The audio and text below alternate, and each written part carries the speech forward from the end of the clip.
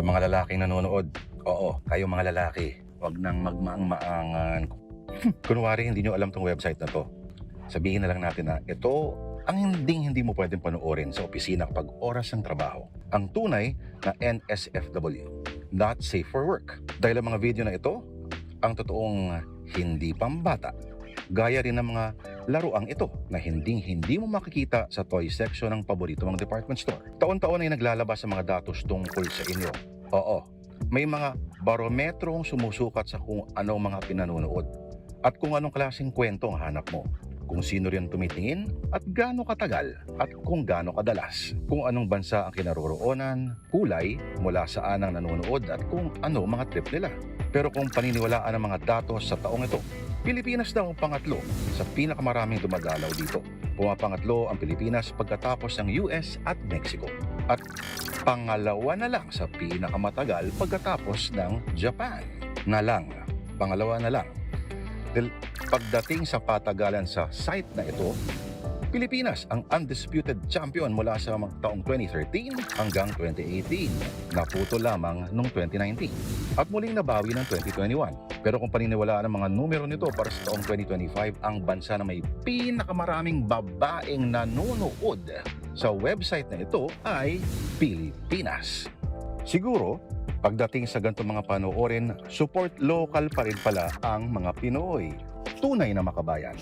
Sa katunayan ng mga katagang Pinay at Pinoy, ang mga top 2 sa mga madalas daw hinahanap, sinundan ng Japanese, anime, at hentai. Pero ang dalawang babaeng ito, hindi sila ang nanonood. Sa katunayan, sila ang pinapanood. Pwedeng sabihin na kakaunti lamang ang nakakakilala sa kanila. Gaano kakonti? Tayo mga Pinoy, likas na makabayan, lalo na sa usapin ng mga panooring not safe for work, kung tawagin. Tinatangkilik natin ang sariling atin pagdating sa gantong klaseng mga panoorin. Gaya na lang ng dalawang babaeng makikilala natin. Eto, kay Tina Slick, mahigit 20 million views. Si Sharinami naman ay may 113 million. Noong 2024, si Sharinami ang pangatlo sa most searched performer sa website na kunwari hindi alam ng boyfriend mo at mga lalaking katrabaho mo. Ang mga numerong yan ay higit pa sa mga naitatalang views ng ilang mga telenovelang uploaded sa social media. At hindi na natin siguro kailangan ipaliwanag kung bakit. Pero kung maraming naghahanap, marami ring ang handang mag-supply. Ang kaso lang sa Pilipinas, may konserbatibong tradisyon pa rin daw pagdating sa sex. Hindi lahat ay may lakas ng loob. Maliban na lang sa mga konsiderasyon ng kita. Si Tina Slick, halimbawa, ay produkto ng isang exclusive Catholic school. Ito ang kanyang sagot sa tanong kung bakit niya ito ginagawa. Ako hindi naman ako ganun. I just really wanted to do it for the passion. Yes. Na for the art ko talaga siya ginagawa. So I entered. Same for the art and expression and passion. Take note, art, passion, expression. Hindi desperasyon at kawalan ng kabuhayan ng dahilan. Matagal lang tapos ang panahon ng mga nagtatanghal sa ganito ay mga alipin ng kahirapan na napilitan lamang magpakita ng laman o di kaya ay naabuso sa kabataan at dala-dala pa rin hanggang ngayon ang matinding trauma. Paliwanag ni Shari at Tina, akala ng marami na ang gawaing ito ay kasing simple lamang o kasing dali ng pagtatanggal ng damit at gumiling-giling sa harap ng cellphone na may camera.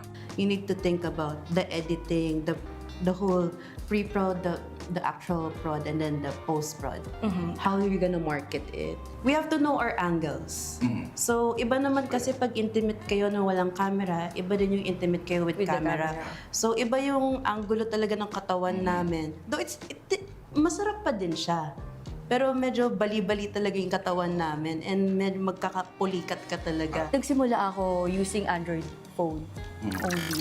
Since ang labanan ngayon is digital world, kailangan pag mas quality yung content mo, mas papanoorin kita at the same time, mas malaki yung revenue na pumapasok sa content mo. So yun yung labanan doon. At dahil bahagi nito ay pantasya, ika nila, dapat daw ay alam mo rin ang patok na tema. Ang kunwari ay kwento at estilo ng naratibo. Oo, meron silang ganito. At mukhang ang trip ng mga fans nila, mga ugnayan na bawal. Ano sa tingin ninyo yung mga magre-recur pa rin at hindi mawawala ng mga pantasya? Ang hindi mawawalang fantasy siguro yung mga high school and college classmates talaga hanggang ngayon. Students. Yun yung mga students. Yun yung mga hindi nangyari kasi sa totoong buhay. So kaya sila nanonood ng adult content.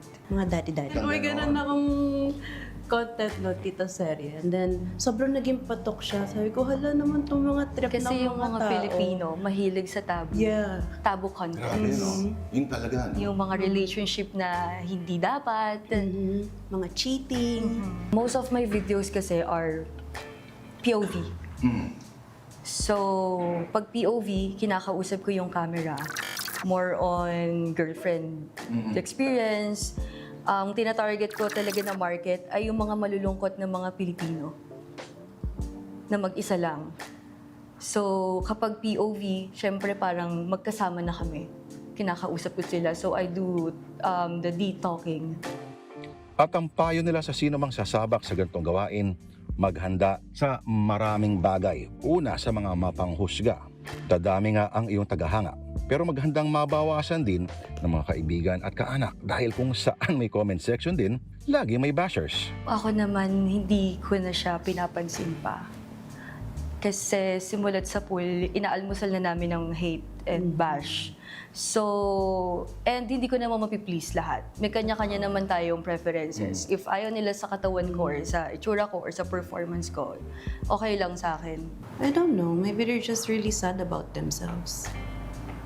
Or, syempre, nasa mga keyboard warrior sila, di mas confident sila mambash. Pero hindi ko talaga sila pinapansin. I just let them.